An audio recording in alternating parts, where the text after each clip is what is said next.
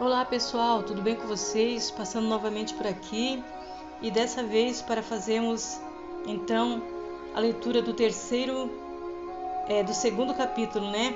Aqui nós vamos encontrar alguns ensinamentos muito importantes que eu tenho certeza que vai falar em nosso coração, vai falar no seu coração. Fique aí atento, eu quero te convidar você a assistir o vídeo até o final, a ouvir a história completa do que será falado aqui, para que você possa ter um entendimento.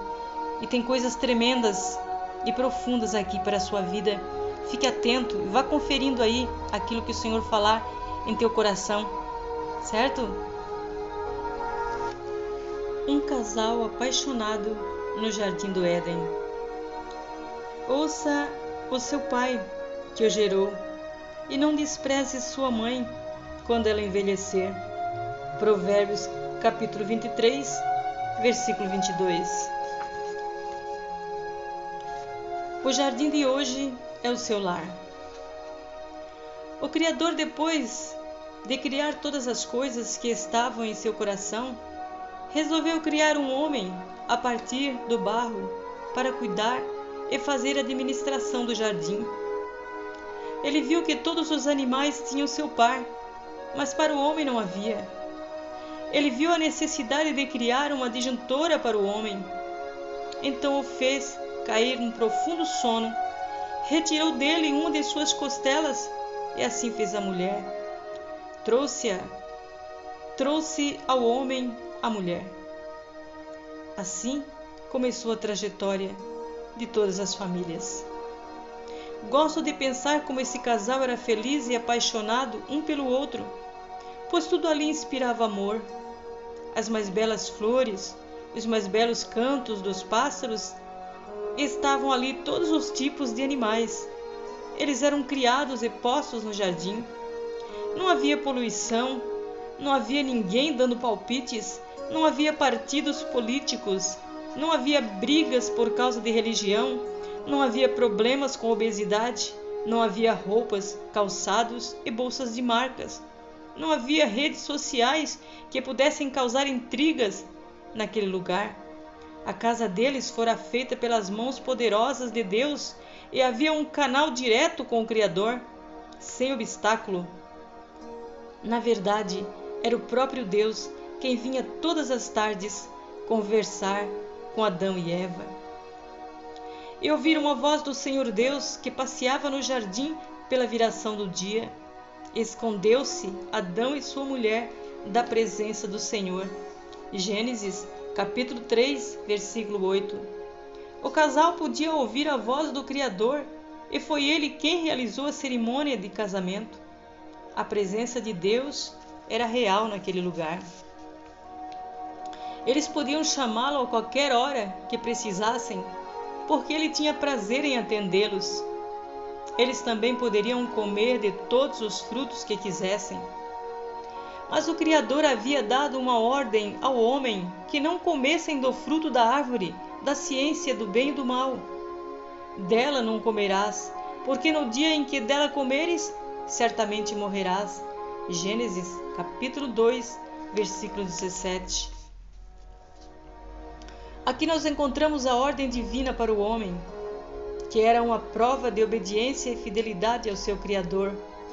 No entanto, parece que Adão comunicou sua amada sobre a ordem estabelecida pelo Criador de não comer daquele fruto. E por algum motivo, Eva foi sendo envolvida nas belas palavras da serpente. E ainda hoje acontecem os mesmos erros nos relacionamentos entre os casais. A falta de diálogo. Esta é uma das maiores queixas que ouvimos nos atendimentos na clínica frequentemente. E por serem tão constantes as reclamações, o diálogo mereceu destaque aqui.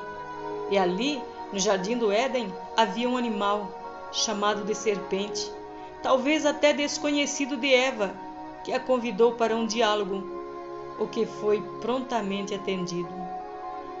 Segue um pouco dessa conversa marcante. Ora, a serpente era mais astutas que todas as alimárias do campo que o Senhor Deus tinha feito. E este disse à mulher: é assim que Deus disse: não comereis de toda a árvore do jardim? Disse a mulher à serpente: do fruto das árvores do jardim comeremos, mas do fruto da árvore que está no meio do jardim, disse Deus: não comereis dele, nem nele tocareis, para que não morrais. Então a serpente disse à mulher: certamente não morrereis, porque Deus sabe que o dia em que dele comeres, se abrirão os vossos olhos, e sereis como Deus, sabendo o bem e o mal. E viu a mulher que aquela árvore era boa para comer, e agradável aos olhos, e árvore desejável para dar entendimento. Tomou do seu fruto e comeu, e deu também a seu marido, e ele comeu com ela. Então foram abertos os olhos de ambos, e conheceram que estavam nus, e coseram folhas de figueira, e fizeram para si aventais. Gênesis capítulo 17, 3, 1 a 7. Certamente a serpente sabia da ordem de Deus para o homem. Talvez até tenha tentado falar diretamente para Adão, mas sem sucesso. Seu único recurso era chamar Eva, conversar com ela, usando o nome de Deus. Presta muita atenção no que disse a mulher. Preste muita atenção no que ela disse à mulher. É assim que Deus disse: não comereis de toda a árvore do jardim? Gênesis capítulo 3, versos 1. Com uma pergunta sugestiva e de interesse próprio, sabidona, demonstrando vontade de ajudar, a serpente ganha assim a atenção da mulher. Fico pensando em quantos casamentos fracassaram por ouvir pessoas erradas, ou mesmo por ouvir a própria víbora maldosa. Aqui começava o fracasso da humanidade, a desobediência ao Criador e a resposta à serpente. Do fruto das árvores do jardim comeremos, mas do fruto da árvore que está no meio do jardim, disse Deus, não comerei deles, nem neles tocareis, para que não morrais. Gênesis capítulo 3, verso 3. É muito importante reconhecermos que em todos os casamentos existe um inimigo que deseja destruir os relacionamentos. Às vezes ele fala por meio de pessoas que nada têm a ver com o Criador. Aqui vai uma dica para a sua vida. Tome cuidado para não abrir seu coração para a pessoa errada. Não dê o endereço de suas feridas para quem não quer curá-las. Enganosamente a serpente disse à mulher: certamente não morrereis. Esta frase está presente em muitos casamentos por aí. Não há problema, é só uma vez. Afinal todo mundo faz. Venha, vamos ser felizes. Eu te amo, da boca para fora. Não vai acontecer nada. Todo mundo trai, etc. Estas são algumas das declarações feitas por pessoas usadas pela serpente para destruir casamentos. E pode vir a ser o seu casamento.